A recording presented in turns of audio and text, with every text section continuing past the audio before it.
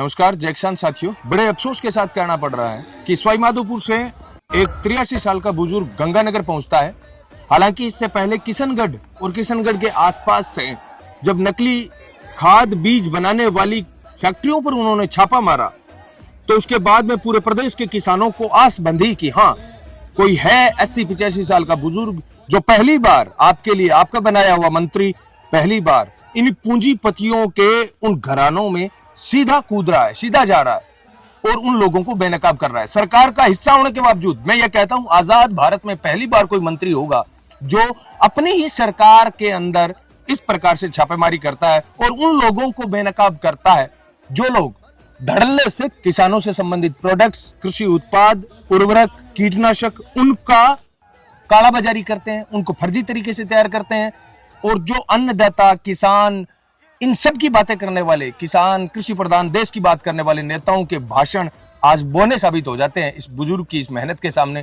यह वीडियो मैं इसलिए साझा करने जा रहा हूं, मुझे अफसोस, दुख इस बात का हुआ कि 3 दिन पहले जब गंगानगर के नकली बीज बनाने वाली फैक्ट्रियों पर किरोड़ी बाबा ने छापेमारी की, मैं उम्मीद इस बात की कर रहा था कि गंगानगर हनुमानगढ़ जिले के कांग्रेस बीजेपी के सभी नेता मुक्त कंठ से बाबा की सराहना करेंगे और उसके बाद में आने वाले भविष्य में बाबा की जगह वो नेता लेंगे कि हाँ, आज तक हमारी आंखें बंद थी, बाबा ने आंखें खोली, अब हम नकली बीज की फैक्ट्रियां नहीं चलने देंगे। मैंने ये सोचा था कि नेता कुछ ऐसा कहेंगे, लेकिन बड़े दुर्भाग्य के साथ कहना पड़ रहा है 3 दिन बीत जाने के बाद भी किसी की जाड़ नहीं खुली, मुंह में दही जम गया सब नेताओं के। क्यों भाई?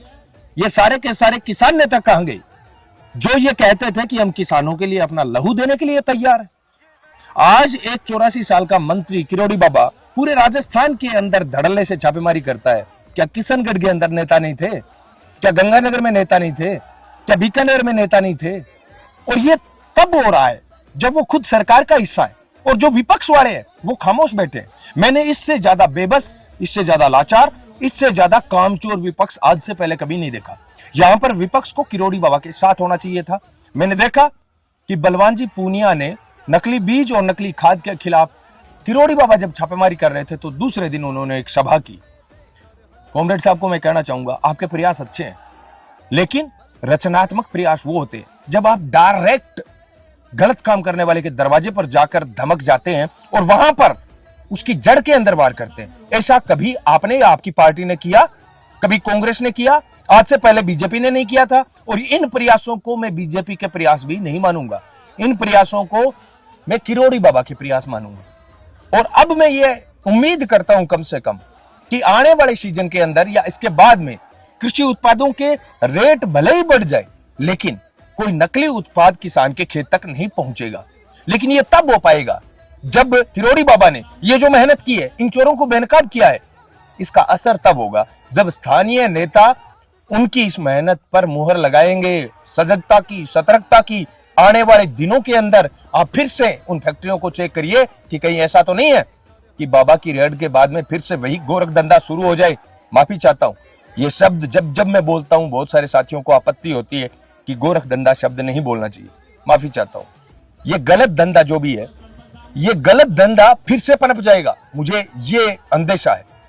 लेकिन उम्मीद पर दुनिया चलती है। उम्मीद करता हूं कि इन नेताओं का जमीर जागेगा। उम्मीद करता हूं कि ये नेता किरोड़ी बाबा की इस मेहनत पर पानी नहीं फिरने देंगे। उम्मीद करता हूं कि ये नेता सच में अपने किसानों के लिए कुछ करेंगे और फिर से कोई नकली बीज की लंका गंगानगर में ना पनपे, कोई नकली खाद, उर्वरक, यूरिया, डीएपी की लंका किशनगढ़ में ना पनपे, कोई नकली कामों की ये फेरिस्त जो है लंबी चौड़ी, हर कृषि उपज मंडी में जाएंगे आपको धड़ल्ले से बीज, पेस्टिसाइड बिकते हुए दिखेंगे धान मंडी में, जबकि उनके पास ऐसा कोई लाइसेंस नहीं होता है। सिर्फ कृषि जिंसों की खरीद फरोख्त होनी चाहिए धान मंडी में। यह सब कुछ हो रहा है धड़ल्ले से। मैं सिर्फ इतना कहना चाहूंगा, इस वीडियो के अंदर आपको लगता है कि मैंने कोई सच्ची बात कही है तो 5 से 7 दोस्तों को शेयर करें। और अगर कोई नेता मेरे इस वीडियो को देख रहा है तो अपने आईने में झांकिए, अपने अंदर झांकिए कि पिछली बार दिल से आपने किसानों, जवानों, मजदूरों, बेरोजगारों, महिलाओं, बच्चों, बुजुर्गों, किसी के लिए भी कोई दिल से आपने आवाज उठाई है क्या? कोई ऐसा काम किया है क्या जिससे सच में किसी को फायदा पहुंचाओ? आपकी पार्टी, आपके भविष्य या आपके चुनावी कैंपेन को फायदा पहुंचाने वाले भाषण मत गिनवाना। सच में अपने आप से यह सवाल पूछना। धन्यवाद। जय किसान।